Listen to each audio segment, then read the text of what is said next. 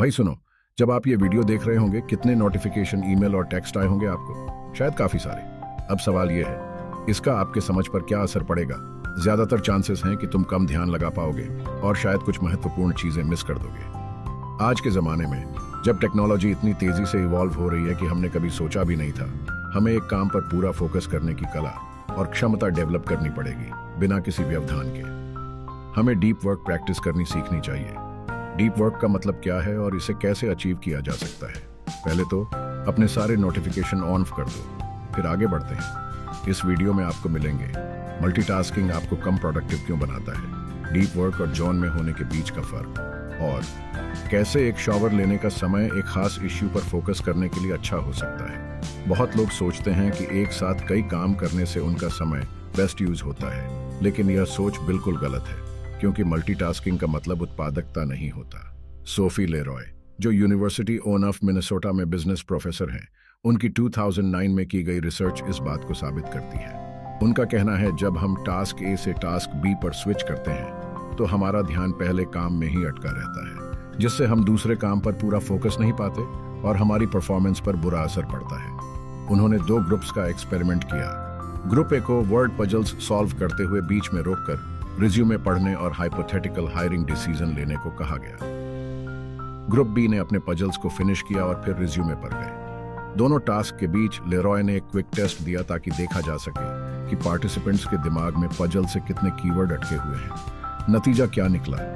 Group A puzzle में ज्यादा ध्यान लगा रहे थे, इसलिए हायरिंग जैसे महत्वपूर्ण टास्क पर कम फोकस कर पाए। शॉर्ट में, मल्टीटास्किंग उत्पादकता के लिए अच्छा नहीं है, न ही हमेशा इलेक्ट्रॉनिकली कनेक्टेड रहना अच्छा है। असल में सोशल मीडिया और ईमेल टैब अपने वेब ब्राउजर में खुले रखना भी, स्क्रीन पर कुछ पॉपअप होते देखना ही आपका फोकस बिगाड़ सकता है, चाहे आप तुरंत नोटिफिकेशन पर ध्यान न भी दें।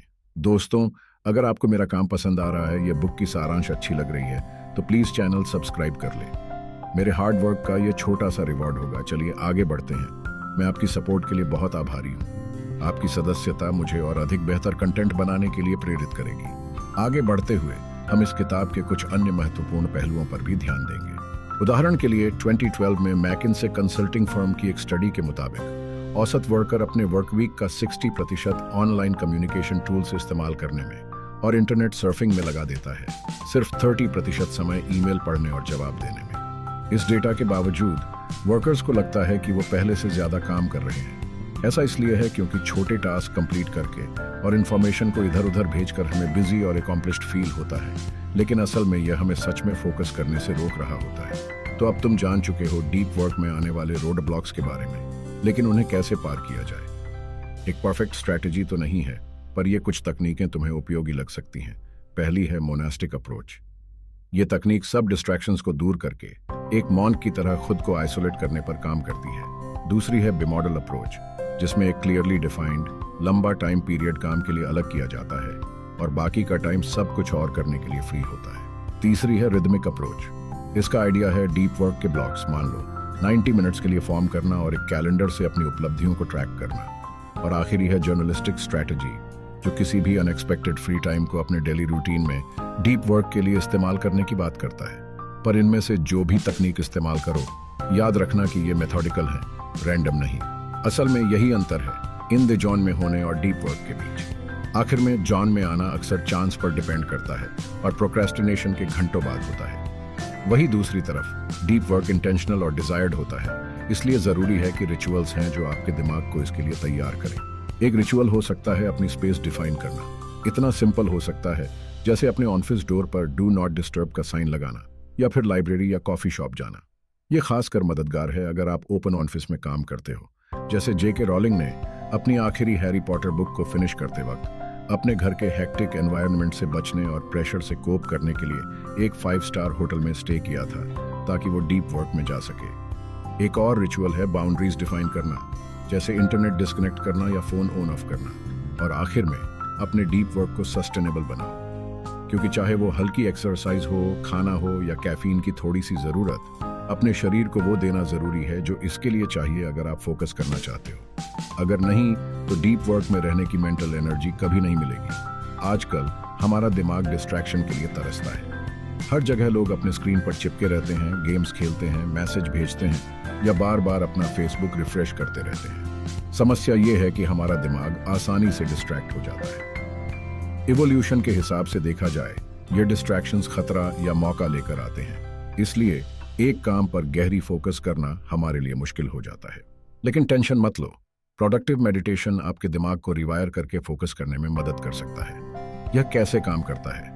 देखो, उन पलों का उपयोग करो जो अन्यथा अनप्रोडक्टिव होते, जैसे कि अपने कुत्ते को वॉक पर ले जाना, शॉवर लेना या काम पर जाते वक्त एक प्रॉब्लम पर विचार करना जिसे तुम्हें संभालना है, बिना दिमाग का सब्जेक्ट बदले। शुरू करते वक्त अपने आप से ऐसे सवाल पूछो जो एक दी गई समस्या को सॉल्व करने में अलग अलग मुद्दे पहचानते हैं। फिर जब तुम एक स्पेसिफिक टारगेट पर पहुंच जाओ, अपने आप से एक्शन सवाल पूछो, जैसे मुझे अपने गोल को अकॉम्प्लिश करने के लिए क्या करना चाहिए।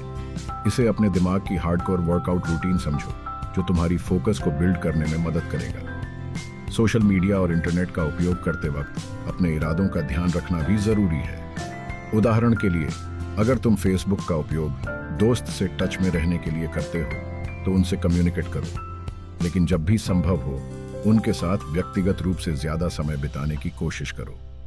और अगर ये मैनेज नहीं कर पाते तो एकदम से क्विट कर दो। सोशल मीडिया को 30 दिन के लिए छोड़ दो और बाद में अपने आप से पूछो, क्या बीते हुए महीने सोशल मीडिया के बिना बेहतर नहीं होते? क्या किसी ने देखा कि मैंने इसका इस्तेमाल करना बंद कर दिया?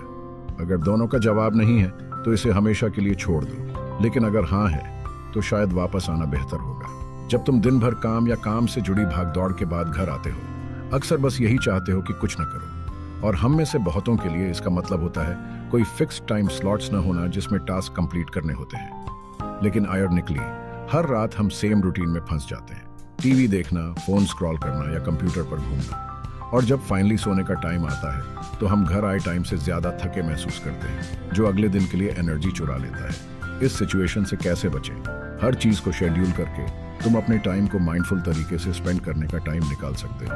हर वर्क डे के शुरुआत में कम से कम 30 मिनट्स के ब्लॉक्स में डिवाइडेड एक शेड्यूल बनाओ। इस शेड्यूल में वर्क और पर्सनल टास्क दोनों सेट करो, जैसे रिलैक्स करने का टाइम, खाना खाना या ईमेल कैच अप करना। अगर दिन के दौरान तुम्हारा शेड्यूल बदलता है तो बस अपने ब्लॉक्स को रीअरेंज करो। आइडिया यह नहीं है कि तुम स्ट्रिक्टली अपनी इटिनरी का पालन करो, बल्कि यह कि तुम अपने टाइम को कैसे स्पेंड करते हो इसका अवेयरनेस कल्टीवेट करो। इसका मतलब यह भी है कि अपनी शामें और वीकेंड्स को पहले से प्लान करो ताकि तुम स्पेसिफिक गोल की तरफ एक्शंस ले सको। तो कोशिश करो ऑफिस का काम ऑफिस में ही छोड़ दो, जैसे किसी निश्चित समय के बाद अपनी ईमेल चेक न करना। ऐसा करने से तुम अपने दिमाग को बंद करने की जगह दोगे। आखिर में अपनी शामें और वीकेंड्स को इंटरनेट से अलग एक्टिविटीज के आसपास प्लान करना तुम्हारे मन और शरीर को फिर से ऊर्जा प्रदान कर सकता है। हो सकता है यह पढ़ना हो, व्यायाम करना या अपने प्रिय लोगों के साथ कुछ क्वालिटी टाइम बिताना। आज के दौर में डिस्ट्रैक्शंस हर जगह है, जहां मल्टीटास्किंग हमारा डिफॉल्ट मोड बन गया है और यह हमारी प्रोडक्टिविटी को कम कर रहा है। अच्छी खबर यह है कि हम अपने समय पर वापस कंट्रोल पा सकते हैं, डिस्ट्रैक्शंस को दूर करके और अपने दिमाग को एक समय पर एक काम पर फोकस करने की अनुमति देकर। कुछ काम का सलाह: जब भी तुम दिन के अंत में थके हुए और अनप्रोडक्टिव महसूस करते हो, इंटरनेट सैबत लेने का विचार करो। बस एक नोटपैड ले आओ काम पर, जिसमें तुम स्पेसिफिक टाइम स्लॉट्स लिखो जब तुम्हें इंटरनेट का इस्तेमाल करने की अनुमति है, और इन टाइम ब्लॉक्स के बाहर इसका इस्तेमाल ना करो। इससे तुम्हारी प्रोडक्टिविटी बढ़ेगी, क्योंकि तुम अनजाने में इंटरनेट का इस्तेमाल करने के लिए अपने आप को दिए गए समय का ज्यादा फायदा उठाओगे। तुम्हें आश्चर्य होगा कि कैसे सिर्फ वेब ब्राउज करते समय मौजूद रहकर तुम्हारा फोकस बढ़ जाता है। आधे होश में समय कैसे निकल जाता है इसकी बजाय।